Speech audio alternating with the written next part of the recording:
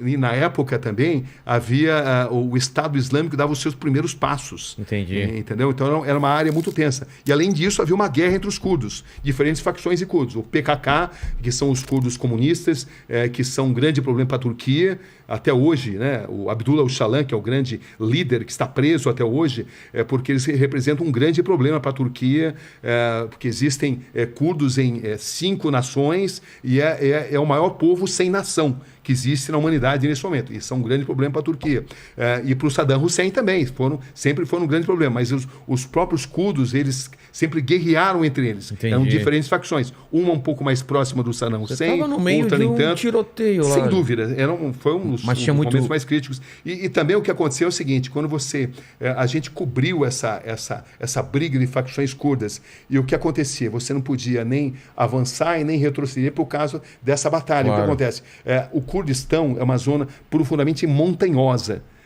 E as guerras acontecem de uma montanha a outra. Então, uma guerrilha, um exército, os Peshmergas, né, como eles são conhecidos ali, eles atiram na outra montanha.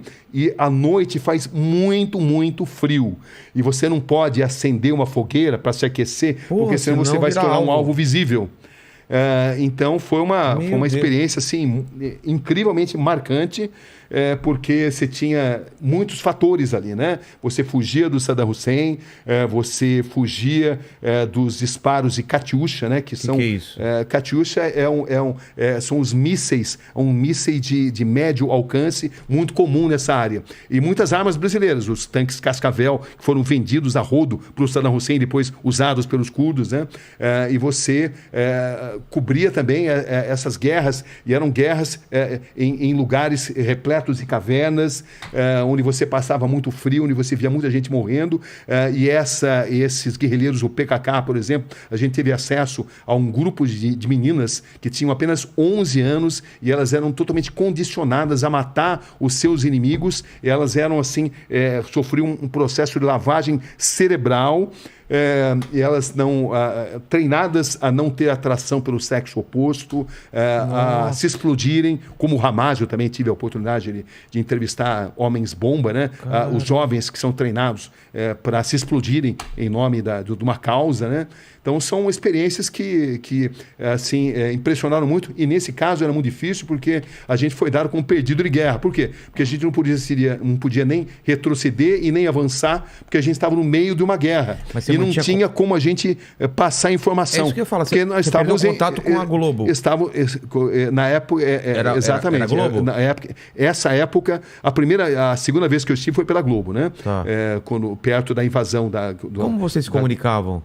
A gente se comunicava na época via telefone, porque não tinha celular, né? Você não telefone tinha... fixo. Exatamente, telefone fixo. Mas a gente ficou incomunicável. A gente não conseguia se comunicar.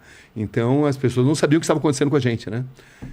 Mas foi uma das matérias mais impressionantes, uma das melhores que eu já fiz. E você escutava à noite explosão, aqueles traços que a gente vê de míssil à noite...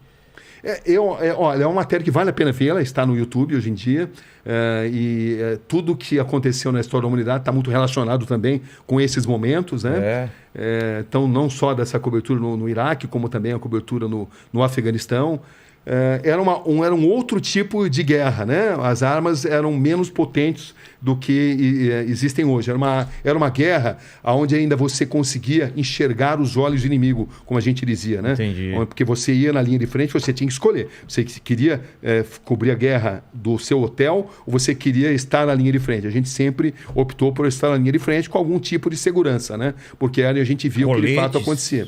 Usavam os coletes em alguns momentos, em outros não, porque quando você entrava em vilas que estavam dizimadas, eram pessoas que não tinham, às vezes, nem o que vestir, e você entrava ali como um astronauta, era como se você comunicasse para aquelas pessoas, olha, a minha vida vale mais do que a sua.